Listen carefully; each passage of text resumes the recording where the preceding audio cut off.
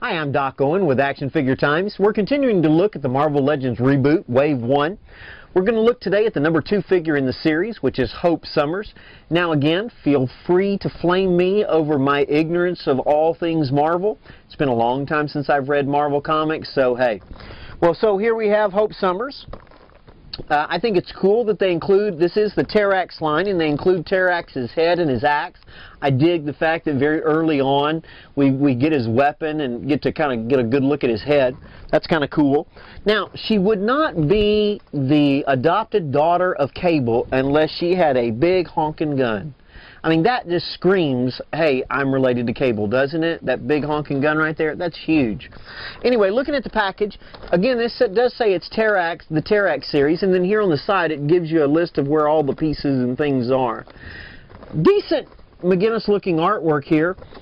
There on the back. Still, I think it's very lame that we don't have any bios, especially for me that is Marvel ignorant and would like to know some more about this figure. So, anyway, let's go ahead and pop her open. I hope you weren't waiting long. Anyway, listen. So here we are. A couple things that I want to point out right away that you're going to need to know. This gun, as big honking as it is bent. See, can you kind of see that? It's actually in the package. Something this huge is bent. That doesn't, of course, it's kind of pliable anyway, so it'll go right back. A couple other things. You can see her knee joint is afflicted. Look at that. So you might want to watch that because of the dynamic packaging. We're going to get that. It's, I don't like it. We'll look at it a little bit more when we're close up.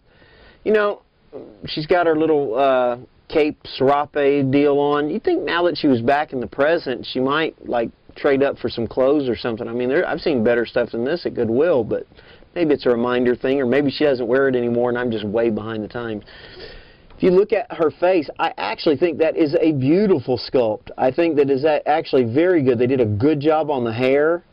I don't know if it looks anything like the character at all, but it is a very, very nice facial sculpt. There's she's got nice wrist articulation, but we'll get over articulation in a minute if we can fix her legs somehow. I mean, that's bad. I mean, look at that thing. Of course, I mean, I've seen Mattel stuff do it. Now with her gun, her big honkin' Summers gun, or would we call it the Cable gun? I think she should be able to, there's probably a way we can fix it where she can hold both at the same time. Let's see. You know, you gotta dig a chick who carries a big rifle. I mean, really. You know, when I bought my wife her first gun, all her friends said, oh, you know, they told her, you know he loves you, because now he's bought you a gun. So, actually now I'm trying to find her a new gun. She just started running, and so I'm trying to find a nice small pistol that is easy for her to train with, a whole lot easier than this one. And she can do it, but it's a little bit aggravating to do. There you go. So you can... Alright, and I'll show it to you a little bit more close up, but she can hold both sides of it.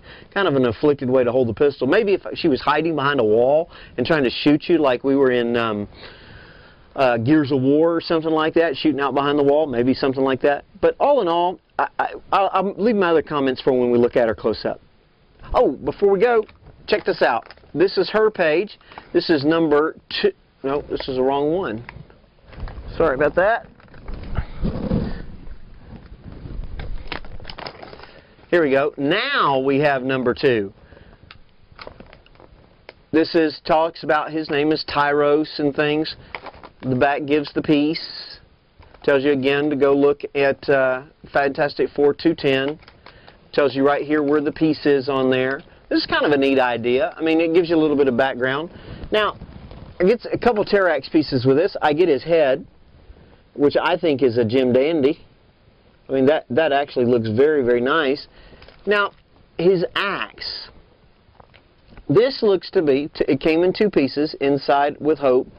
This looks to be puny to me. Is that just me, or, I mean, I thought he was a bigger boy than that. This looks more like a hatchet. Anyway, let's go ahead and look at Hope up close. Whether this looks like her or not, I'll let you be the judge, but I do think this was a beautiful piece of sculpting. I think they actually did an excellent job just displaying femininity, the great hair, I think that's great. The rags look great. Now speaking of articulation, she's got twist in the chest joint. She's got cantaloupe hips. She's got double knees. She's got ankles. Let's see, her arms move very well. She's got a single arm, not a double. Does she? Yeah. And she's got wrists, so that's good. Nice looking pieces on here. I think that's nice. I think once I got back to, regular time where they had more stuff, I think I would have upgraded my things. The paint and texturing on this thing is awesome. I mean, they really give it the feel as though this is something that's really worn and has been worn. I think they do a very, very good job on that. So, all in all, I think this is a good start to the line, especially for the first female figure of the line. Well, this is Doc Owen with Action Figure Times. We've been looking at Hope Summers. Hope you've enjoyed looking at this.